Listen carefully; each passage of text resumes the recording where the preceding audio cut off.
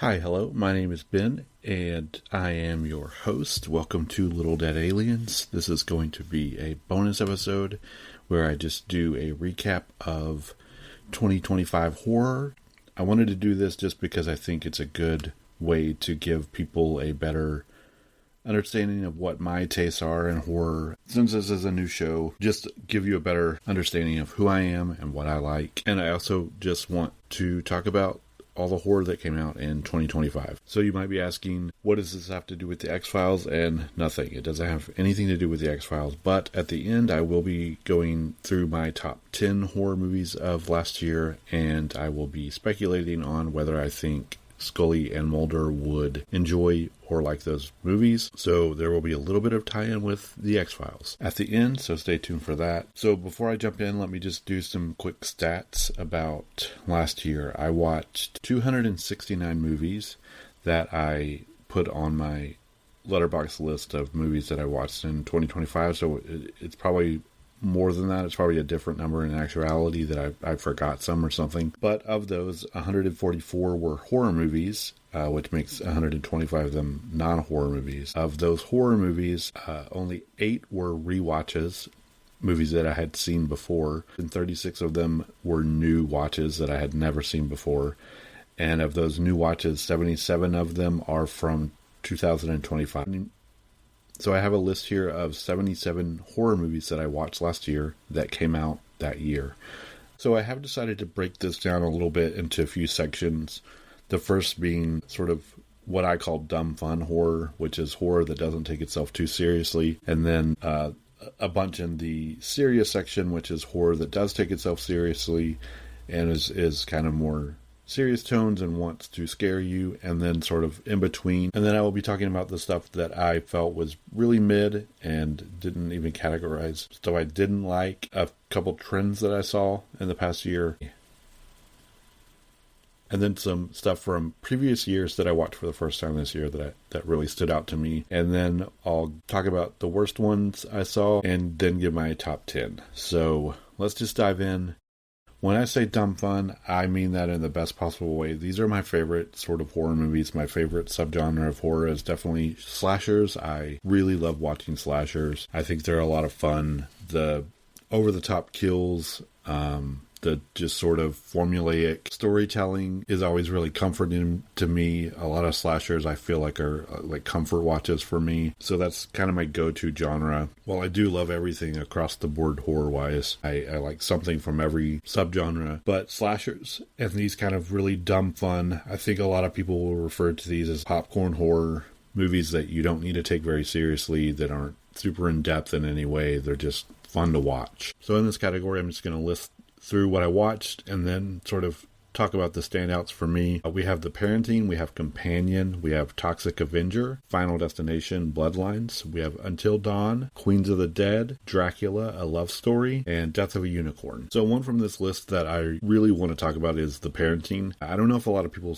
saw this. I think it went straight to streaming on HBO, and it's about a gay couple who bring their parents together to sort of meet for the first time, and they have rented this big house. They get snowed in, and it's like an Airbnb situation, and Parker Posey is the person renting out the house, and she is sort of living next door, and she's just really unhinged Parker Posey at her finest. I'm obsessed with Parker Posey, so this is a big selling point for me. But the fact that it's about this gay couple, so there's great queer representation. It's just a great cast all around. Lisa Kudrow's in this as one of the moms. So I really suggest this movie if you're in for just a fun, good time. It made me laugh out loud, like genuinely, which is not something that happens a lot in these kind of horror comedies that are trying to be funny and goofy.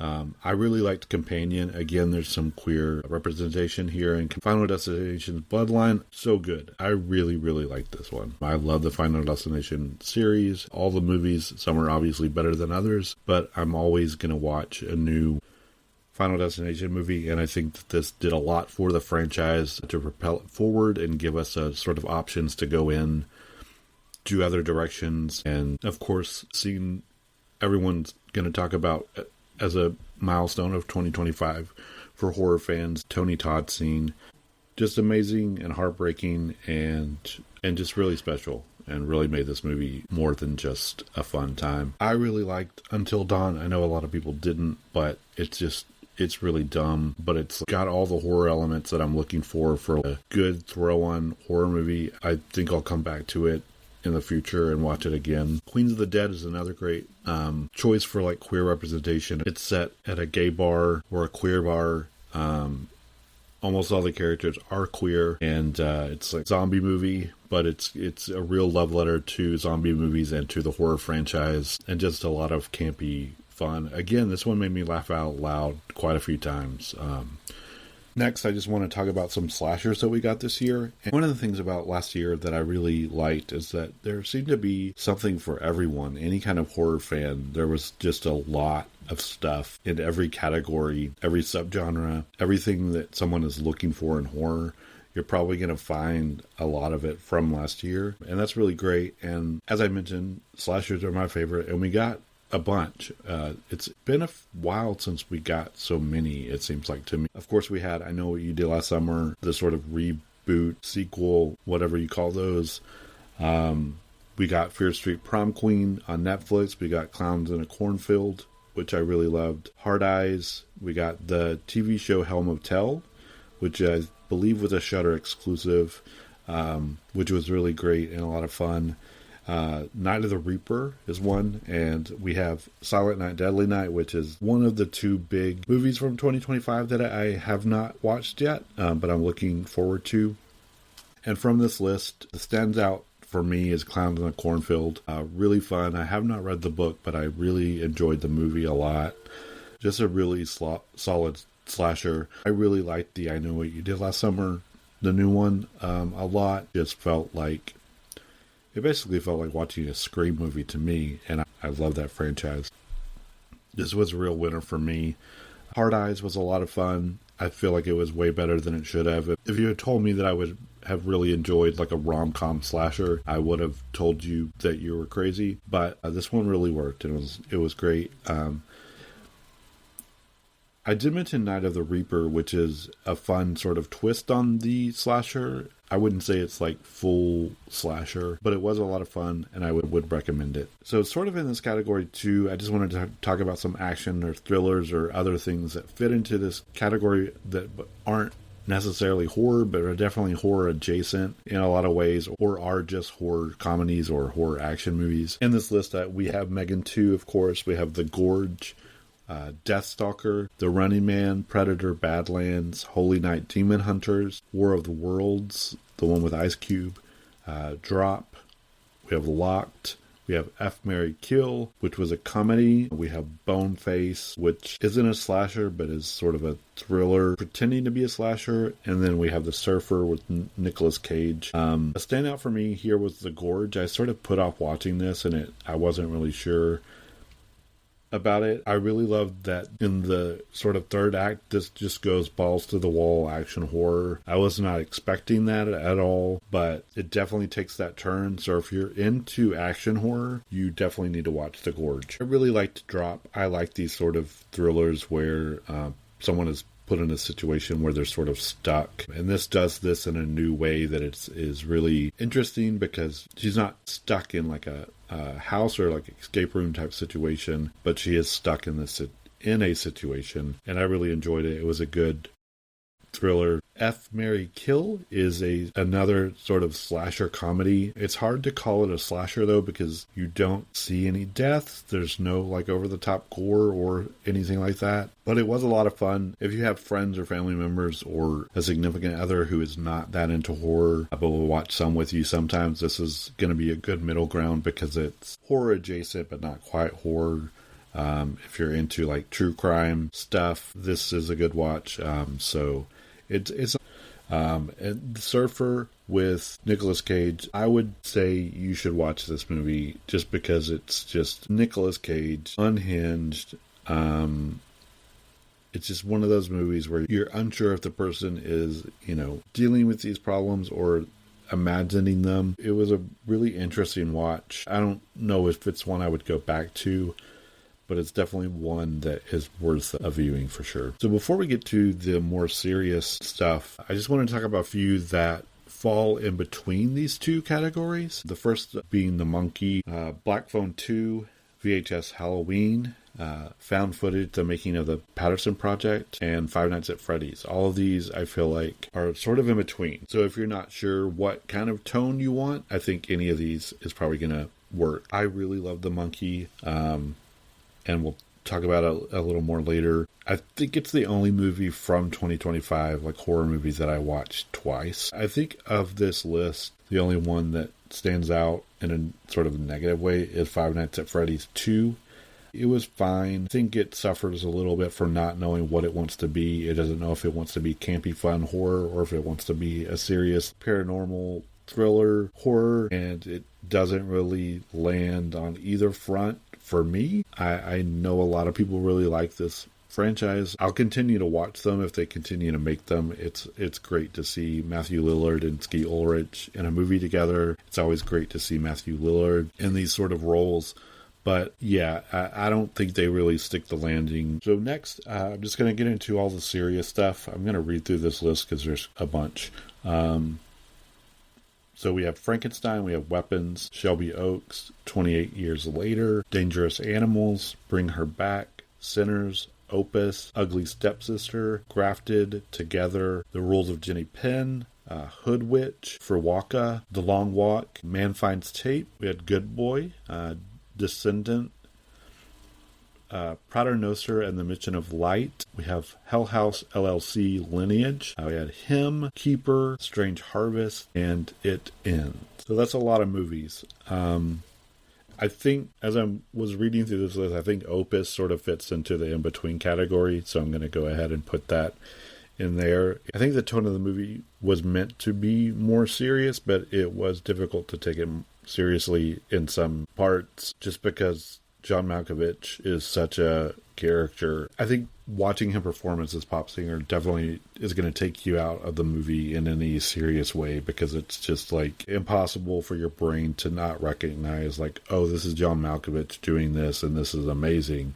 I really enjoyed Opus. I know a lot of people did not like it, but yeah, I'm going to go ahead and say it should be in the in-between section and not in the serious section. The only other movie from 2025 that was a big movie that I haven't watched yet is Frankenstein. I do need to watch it. Weapons, of course, is amazing. I really enjoyed Shelby Oaks. I was surprised to find that a lot of people didn't, but 28 Years Later, of course, was great. I really, really liked Dangerous Animals a lot. I went in thinking it was going to be like a creature feature sort of film, shark movie, but it is not that. So if that's what's holding you back from watching it, you should definitely watch it. Bring Her Back and Sinners, of course, were great. Ugly Stepsister was a lot of fun and just bonkers. Together was a little disappointing for me, but I know a lot of people liked it. One that I haven't really seen anybody talk about much is Hood Witch, which I could see people not enjoying because it is a little on the nose in its messaging, but I really enjoyed it. If you're into like witchy stuff, I think you'll enjoy this. But I do recommend that one. I really liked Man Finds Tape. I really enjoyed and had a good time watching Good Boy. I think the concept is really fun and, of course, intriguing and made everybody want to watch it. The dog was amazing and so cute. It wasn't as good as I hoped it would be, but I do think it's one that any horror fan should watch just because of how inventive and sort of different it is. We haven't seen a movie like this before. And I think it's important to champion these movies that are doing something different and adding something new to the genre. Hell House LLC Lineage, I feel like I need to talk about because it was so polarizing. I don't even know if it was polarizing. I think everyone just sort of hated it. Went in trying to give it the benefit of the doubt. I didn't hate it. I think it's a good setup for whatever they're doing next. It was a little slow. I think it gave good creepy vibes, and I really love this series. The first 3 Hell House movies are so rewatchable for me. I think it's one of the better found footage series. I think them deciding to not do found footage for this one just put it at a disadvantage, but I don't mind that they don't want to do found footage, and I don't mind that it isn't found footage. We'll watch whatever they they do next in this series, because I am interested and I do enjoy them. It wasn't my favorite movie of the year for sure, but I didn't hate it as much as everyone else seemed to. Keeper is another one that I feel like I should talk about because, Oz Perkins is a pretty big name in horror now, and I did love The Monkey. Keeper was fine. I think a lot of the visuals at the end were really effective and really creepy and scary, and I loved the sort of atmosphere of the movie. It is definitely a slow burn. I think it's worth a watch, but not my favorite of the year. I also wanted to talk about Strange Harvest, which is like a mockumentary, sort of found footage. It has the feel of a found footage movie, but it's more a mockumentary. If you're into true crime and you watch a lot of true crime documentaries, you could put this on not knowing that it's fiction and sort of get into it in that way. It really scratched that itch for me when I was like in a true crime binge. That's when I watched it, and it really scratches the itch even though it's fiction. And one that I watched sort of towards the end of the year is called It Ends, and it's about a group of friends who are in a car and they get on a road, and then the road just keeps going. Anytime they stop the car, people like run towards them. They come out of the woods and they just kind of rush them. It was pretty intense in a moment. It's more sort of a psychological examination of like how people deal with stress and situations than like horror, but it's definitely a horror movie. And I would suggest this one. It was good. We also got a lot of great horror TV this year, which doesn't seem like it happens quite often, that we get so many great TV shows in a year. But this year we had Alien Earth, we had Welcome to Derry, The It Show. We had Hell Motel. We have The Creep Tapes Season 2. There was a show Wayward on Netflix that was good and like sort of about a cult. We had new seasons for The Last of Us, Stranger Things, Yellow Jackets. There was a show on TV called Safe Haven that looks interesting that I have not watched yet, but I wanted to point out. There was a new season of Dragula, or Dragula Titans, the sort of all-stars version of Dragula. There was Greg Nicotoro's Guts and Glories, which I just started and have only watched a few episodes of, and it's really interesting in a lot of ways. But a lot of great TV this year. I really loved Alien Earth. I was surprised by how much I liked Welcome to Derry.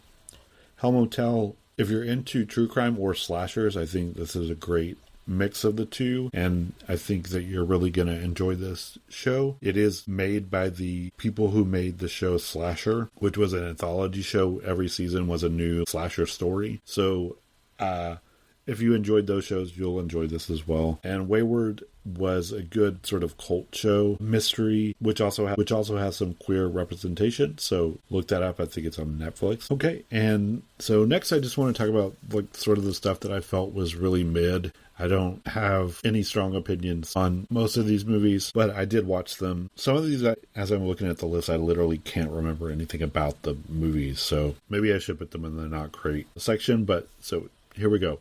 We got The Surrender, we have The Shrouds, The Home, Shaman, Severed Son, Inhabitants, Shadow of God, Carpenter's Son, Woman in the Yard.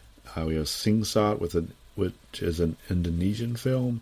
And then we have Project MK Hex. So, of course, The Shrouds is the David Cronenberg movie. I felt like this was a really great concept that didn't really go anywhere, and instead he just wanted to make softcore porn. So this was an odd one for me. I wanted to like it, but I just kind of didn't. Carpenter's Son is one it's kind of hard to not talk about. It's the Jesus horror movie with Nicolas Cage as Jesus' father, quote unquote father, and FKA Twigs as his mother, Mary. It's not much really happens in this movie, and it's one of those Nicolas Cage movies that is really bizarre because he doesn't seem to know what kind of movie he's in, and everything else is very like serious, and then he's having his unhinged Nicolas Cage rants and tantrums. So it's a very weird movie, and some that I watched that I just did not really like at all. I'm going to start with the new Conjuring. I forget what the Last Rites, I think. This series is just not for me. It's just not my kind of movie. I don't necessarily like possession movies to start with. It's just probably my least favorite subgenre. And then you throw in the whole idea of them like sanctifying Ed and Lorraine Warren, who in my opinion were not good people. I think if these movies weren't about Ed and Lorraine Warren, I could enjoy them more. but since they are, I just find them pretty boring. The first one is great. The rest I just find kind of boring and bland, and they're just not my movies. I watch them anyways because they're big in the horror world. But yeah, this one was another one where I was just like, okay, yeah, it's a movie. Mellow, Rumpelstiltskin, Witchboard, 2-5 Forest Road, Wolfman, Strangers 2, Coyotes, and A Breed Apart. Of this list, I don't know if I really want to get into any of these. Marshmallow is one that sort of tries to put a twist on the kind of summer camp slasher, I think, and doesn't really stick the landing in any significant way for me. But if you're into summer camp slashers with a bit of a twist, you might enjoy this one. I didn't really like it much. I think my critique of Ash is the same as most people's. It was just like all style and no substance. Nothing about the plot or anything was interesting. It looked great, but that was about it. Strangers 2 had maybe the worst scene in a movie for me this year. And if you know, you know. I don't want to give too much away, but, the scene with her and a creature in the woods, like, I don't understand why this movie exists. I just don't understand. I didn't like it. So let's talk about some trends from last year. There are two that I kind of wanted to point out. The first is found footage. We got quite a few found footage movies and that I watched, and I know that there are plenty more. Specifically, I feel like a lot of the found footage that I watched this year is really leaning towards giving a vibe and really harkening back to found footage of like the 2000s, maybe late 90s. This era where found footage was kind of this new landscape and was doing all these weird, strange things. And had a very distinct like style and vibe and way of storytelling that I can't really put a finger on, but a lot of these movies that I watched felt like that. The Making of the Patterson Tape was a really interesting one where the premise that you start with, which is about this group of people who are sort of making a documentary about making the Patterson Tape, the famous Bigfoot tape, that then turns into something else. It was really interesting and much better than I expected it to be, and I didn't expect the twist that sort of happens, but the ending feels very much like a callback to like old school found footage. Man Finds Tape, I think, is probably the best example of this that I saw. It just feels like it could have been released in like mid-2000s. And fit in perfectly. Project MK Hex also very much the same vibe of like, okay, this could be from thousands. Strange Harvest and Shelby Oaks, which are both sort of found footage movies, but not really. Strange Harvest, like I mentioned before, is a mockumentary and it's set up that way. Shelby Oaks has some found footage elements, but Shelby Oaks I put here because it, again, has stylistically and like something about it just feels very much like the people who made it love found footage and horror movies from the 2000s. Another big trend I saw was more leaning into this religious aspect of horror and like those kind of stories. I think that we have seen a lot of that in recent years, and we're going to continue to see more. Things like The Conjuring, Carpenter's Son, Shaman, Severed Son, Inhabitants, and Shadow of God. And when I say religious, of course, I mean sort of Catholicism and like biblical religions. Of these, the only one that I think really stood out to me was Shaman. It wasn't a great movie, but it was interesting because it has sort of these two religious dynamics and how they are interacting. There's a group of missionaries that are in, I believe, Mexico. Sorry, I have the worst memory and I can't remember exactly. But we see them interacting with the shaman. And it's just a very interesting take because we have these people who believe a different thing who are saying like, hey, your son is possessed, but your God can't do anything about it. He has no power here. And it was interesting in a lot of ways. I think it's worth a watch just because of the way it tells the story a little differently and adds a new aspect to it. I did want to talk about some movies from previous years that I watched for the first time this year that were really standouts for me that I really enjoyed. The first being Exuma from last year. This movie is so good.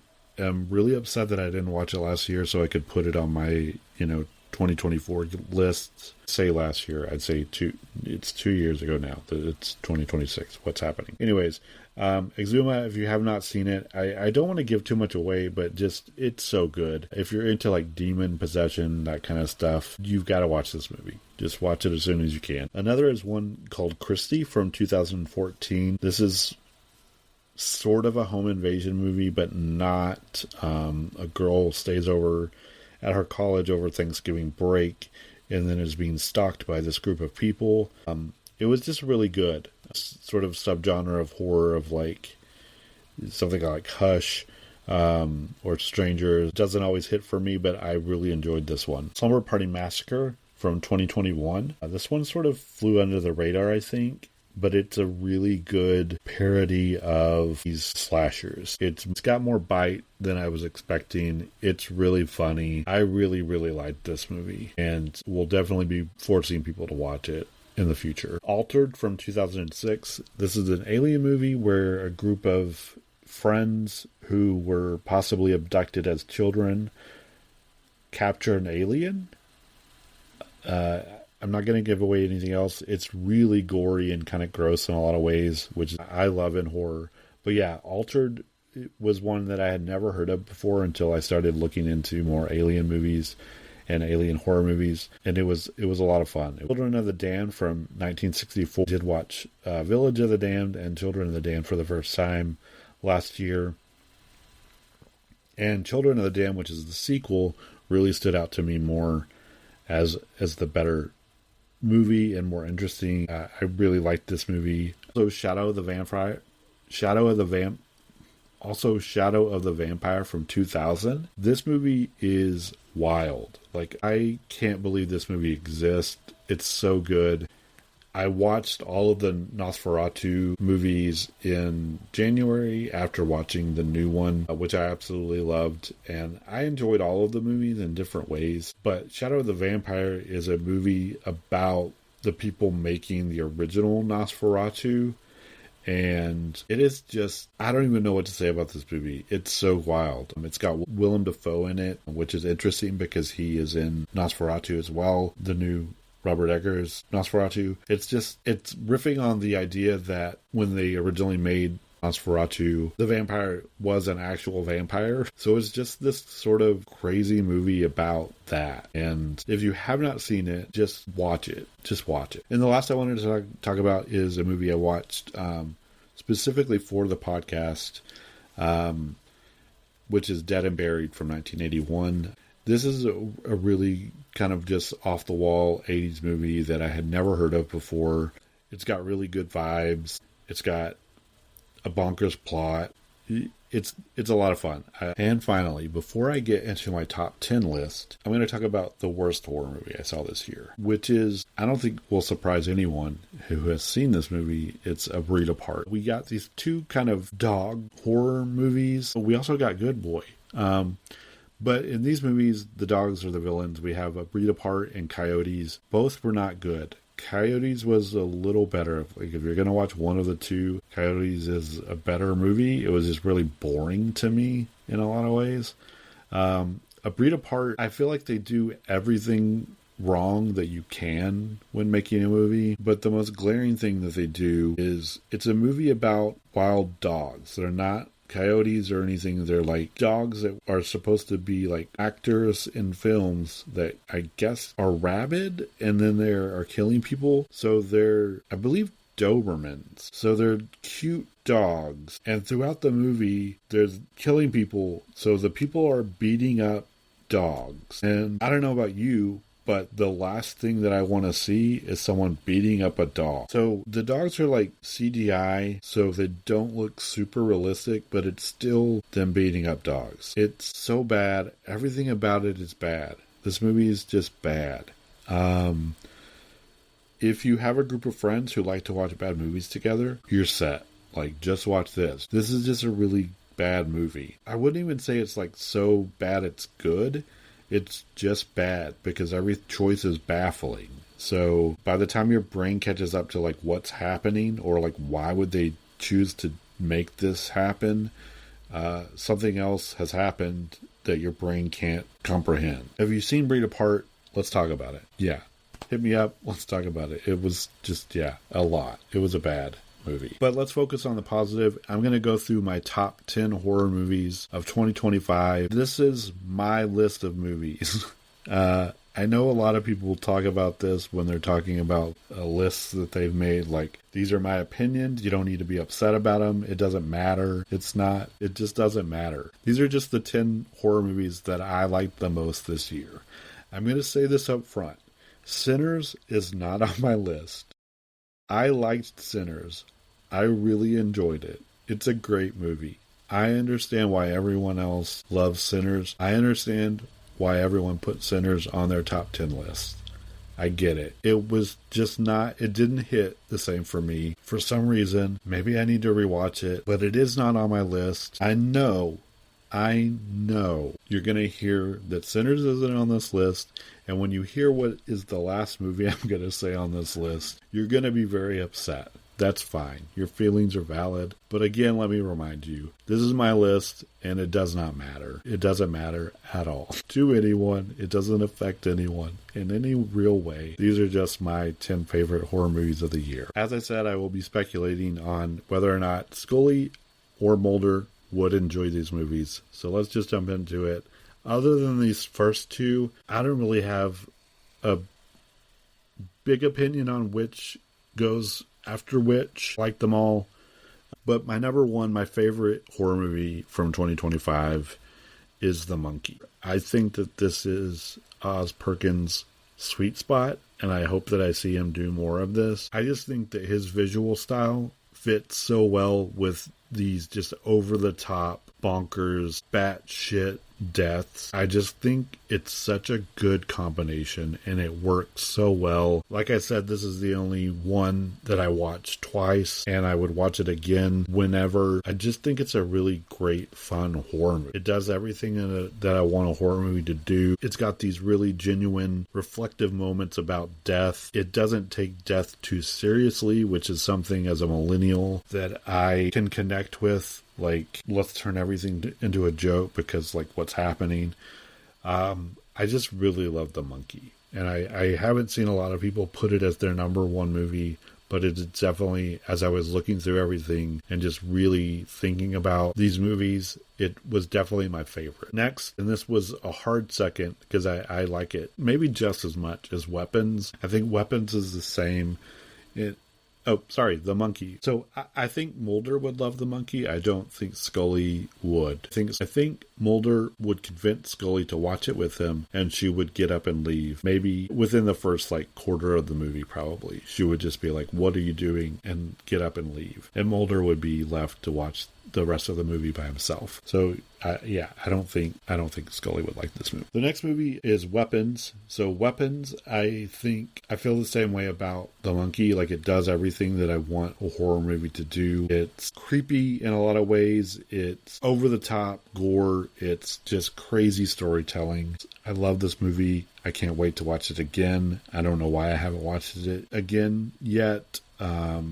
Josh Brolin is so hot. I just really, really like this movie a lot. Do I think Mulder and Scully would like it? I think that they both would like this movie. I think Scully would maybe scoff and laugh at a few parts in it, but I think she would be intrigued by the mystery of it and sort of get sucked in and watch it. So maybe Mulder put it on to watch again after he went to the theater, because I think that he would see this in the theater, and maybe he puts it on and she sort of gets pulled in to it. But I think they would both like Weapons. The next is Bring Her Back. Love this movie. So good. Just seated for anything that these guys do going forward. I like Talk to Me. I really liked Bring Her Back. I'm really into any sort of witchy, ritualistic stuff. So this hit a lot of the marks for me. As far as if Mulder or Scully would like it, I'm not sure either of them would like this. I think it's a little too dark for Mulder. I think it's too close to a case that he would actually take. I think the footage of the rituals, I think, would be too much for Mulder, too real. I've seen stuff like this in the X-Files, so I don't think he would like it, and I think it would be just too heavy for Scully. So I don't think either of them would like bring her back. Final Destination Bloodlines is my next movie. I don't know what else to say about this other than it's great. It's a Final Destination movie, so I'm here for it. It's awesome. Mulder obviously is going to like Final Destination. Scully, I think Scully might pretend to hate them, but actually like them. So I think she would watch them with Mulder, but I don't think that she would admit that she enjoys them. I think she would just be like, oh, this is so stupid the whole time, but she secretly likes them. I don't know why in all of these scenarios they're watching them together. I mean, I guess we know why, Anyways, next is The Long Walk. I really liked The Long Walk. I didn't expect to like it as much as I did. I was like, okay, how is this going to be not boring? But it isn't boring. The relationships between the characters is just really interesting. As far as if they would enjoy it, I'm not sure if either of them would like this. I know Scully wouldn't. I think Mulder would be intrigued by the premise and maybe watch it, but I don't think that he would like it a whole lot. I think it's a little too heavy and dark for both of them. Next, I have 28 Years Later. This was a great movie. I can't wait to see the new one. I have not watched it yet, but I'm excited to see it. I feel like this does a lot of things that are really interesting and new and different for the franchise, but also keeps a lot of the stylistic and visual cues from the first couple movies, which I really liked. The story's great. Yeah, I really like this. I think Scully might like this more than Mulder. I don't know if she would watch it, though, to be able to learn that she would enjoy it. I think there are a lot of tender moments that Scully would enjoy. I don't think either of them would watch this, honestly. I just don't think Mulder would watch this. He maybe saw the first one and was like, meh about it, and then never saw the others. And I don't think he would watch this. I don't think Scully would watch it, but I think she would enjoy it if she did. Clown in a Cornfield is on my list. Again, I just really love this. It works as a slasher. There are some reveals towards the end that make it stand out for me personally. It's just a really fun movie. As far as Mulder and Scully, I don't think that they would watch this either. I don't think either of them are going to watch this movie. I think Mulder would sort of find it too childish and not watch it, and then Scully doesn't have any reason to sit and watch a slasher by herself, so I don't think they would watch or like this movie. VHS Halloween is on my list, and this movie, there were so many good sections of this movie. This sort of run-through story I didn't love, but I really enjoyed all the different sections. I think it has a perfect combination of genuinely creepy stuff and just off the wall stupid stuff. One of the segments is one of the first times that I can remember in decades of watching horror where I felt like I don't want to watch this and maybe I should turn it off because it's just disturbing. If you know, you know. It's the kids section. Everything else about it I really liked. I think I might skip that section if I rewatch it. But this is definitely one that I can find myself going back to for Halloween in October. It was fun. I think Mulder might like this. Scully would not like this. She would not like this or watch it. I don't think she would get through the first section before leaving the room. Yeah. But Mulder, I think, would be into this. I think he would like the VHS franchise. The Ugly Stepsister is on my list, and this, I think everybody has sort of said everything that I would say about it. It's just a great retelling of the Cinderella story. It's sort of out of the blue. It's just sort of out of nowhere. This movie shows up and everybody watches it and loves it, and I love those kind of stories and horror. The gore is just great and over the top. Yeah, it was a great movie. I don't think Mulder would like it a lot. I think he would just be kind of meh about it. But I think he would maybe watch it and then make Scully watch it, and she would enjoy it more than he did. But I don't know if that would ever happen. I don't know if Mulder would watch this movie. I don't think it's something that would intrigue him if he heard about it. But if he did watch it, I think he would be like, hey, Scully, you got to see this. And then she would enjoy it. She wouldn't be grossed out by the body horror of it. There's some medical sort of elements to it, kind of, that she might find intriguing. So, yeah, who knows? And lastly, just to make everyone upset, I Know What You Did Last Summer is in my top 10 horror movies of 2025. Did not do this to be antagonizing. I genuinely look at the list of movies that I watched And I really like this. I just like dumb, fun horror. I lost my shit when Brandy shows up at the end credits. Sorry for the spoiler alert, but like, I know what you did last summer 2, or I still know what you did. I still know what you did last summer. Sequel, starring Brandy, is one of my favorite slashers. It is bad. It is dumb, but it is so fun. It is so good. It does everything that I want a slasher to do. Isolating a group of people in one place, inclement weather, good kills. Like, it just does everything I want it to do. It doesn't take itself seriously. I don't need to take it seriously. It's just fun. And the idea of getting another sequel that stars Brandy, I can't think of anything better. Honestly, I just can't think of anything better. So, really hope that happens. I like this movie. You don't have to like this movie, but I did. Would Scully and Mulder like this movie? No, absolutely not. I don't envision a world where they would watch this movie. So, I'm just going to say that they probably wouldn't like this movie. And that is that. That is my wrap of 2025 horror. I'm really excited to have talked about all these movies. I hope that you enjoyed this and had fun listening. Maybe you got some good recommendations and made a list yourself of stuff you want to watch. I will try to put out a list on some of my socials of this and everything that I talked about, because I know I ran through a lot of movies pretty quickly. So look out for that. Feel free to reach out on my socials. It's at Little Dead Aliens everywhere, and let me know what your top 10 are and if you think Mulder and Scully would enjoy those movies or not. Thank you for listening. This has been Little Dead Aliens. This has been Aliens. I hope to see you on the next episode. You can find me at glitterjaw.com, and you can also find me mainly Instagram and Blue Sky at Little Dead Aliens. You can email me at littledeadaliens@gmail.com. And I hope you have a great day.